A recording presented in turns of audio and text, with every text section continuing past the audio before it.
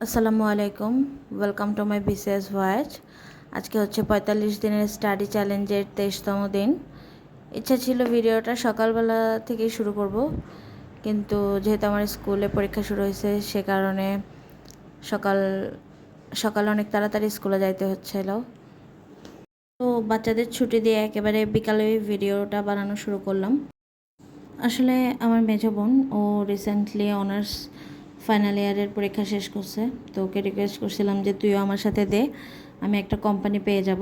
প্রথমে তো রাজি হচ্ছিল না, পরে দেখলাম ঘুম থেকে উঠেও বাসায় নেই, কই গেছে, বই কিনতে গেছে।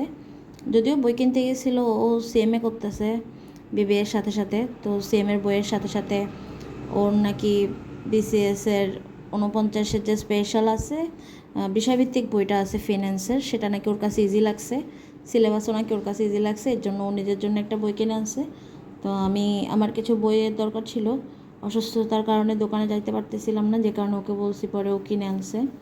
একটা হচ্ছে খাদ্য অধিদপ্তরের জন্য প্রফেসরের একটা বই নিছি, আর একটা হচ্ছে ওরাকলের 49তম বিসিএসের বিষয়ভিত্তিক বই।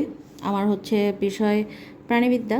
তো আর এই যে বইগুলো আছে এগুলো হচ্ছে আমার অনার্সের first year, second year, third ইয়ারের এসবের বই।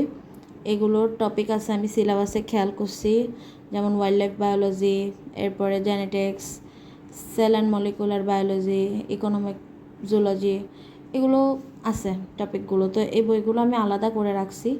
আর আমার অভ্যাস হচ্ছে বই হয় মানুষকে দিয়ে দেয়া, নয়তো বিক্রি করে ফেলা। কারণ হচ্ছে আমার ঘরে বই রাখার আসলে জায়গা নেই, যে কারণে বইগুলো আমি রাখি না, হয়তো কাউকে দিয়ে দিই। এগুলো কেন যেন বিক্রি করি নাই বা কাউকে দিয়ে দেই নাই আম্মুর বকুনিতে, যে কারণে আজকে কাজে লাগলো। আচ্ছা, আজকে পড়বো হচ্ছে ইন্টারন্যাশনাল অ্যাফেয়ার, আর এটা হচ্ছে আমার বানানো সাজেশন। এখান থেকে আমি এখনও কিছুই পড়ি নাই বলতে গেলে। আসলে আমার ইন্টারন্যাশনাল অ্যাফেয়ার আর বাংলাদেশ অ্যাফেয়ার কেন যেন ভালোই লাগে না, এই দুটাকে আমার শত্রু মনে হয়।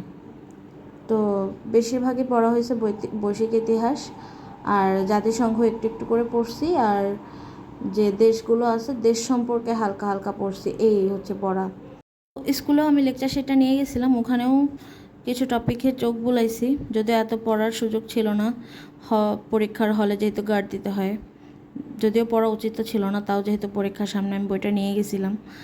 আর হচ্ছে ওইগুলো যেগুলো লেকচার শিট থেকে পড়ছি, এসে আমি আমার যে নোট করা আছে ওখান থেকে আবার একটু রিভিশন দিচ্ছি।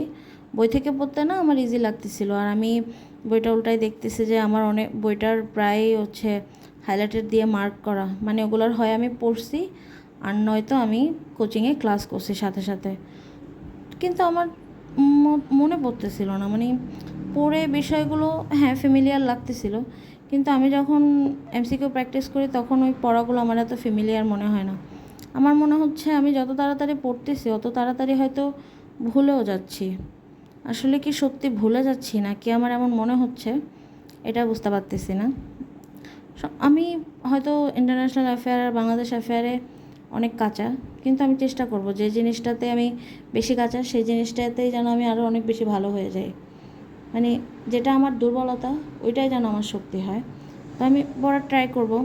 হ্যাঁ, আর এই তো আজকে এই ভুল করি নাই যে আমি প্রশ্ন উত্তর প্র্যাকটিস করব না। টপিকটা বৈশ্বিক ইতিহাসের টপিকটা লেকচার শিট থেকে, তারপর আমার নোট থেকে পড়ার পর আমি এমসিকিউগুলো দেখে গেছি, আমার কাছে ইজি লাগছে শুধু বৈশ্বিক ইতিহাসের টপিকটা।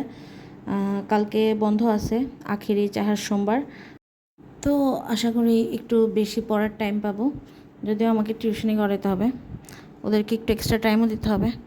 আমার স্টুডেন্টগুলো বুঝি না, ওরা বাসায় না তেমন একটা পড়ালেখা করে না, আর যত পড়া আমারই প্রাইভেটে পড়াইতে হয়। আর স্কুলেও আশা করি অনেক খাতা আসবে, খাতা কাটতে হবে, রেজাল্ট তৈরি করার চাপ আসবে, সমস্যা নেই, ম্যানেজ করে নেব। তো এই তো আজকে এ পর্যন্তই, কালকে আবার দেখা হবে ইনশাল্লাহ পড়ার টেবিলে ইন্টারন্যাশনাল অ্যাফেয়ারের সাথে। এই সাবজেক্টের কিছু করতে হবে, ইন্টারন্যাশনাল অ্যাফেয়ার দেন বাংলাদেশ অ্যাফেয়ার, এই দুইটা সাবজেক্টের।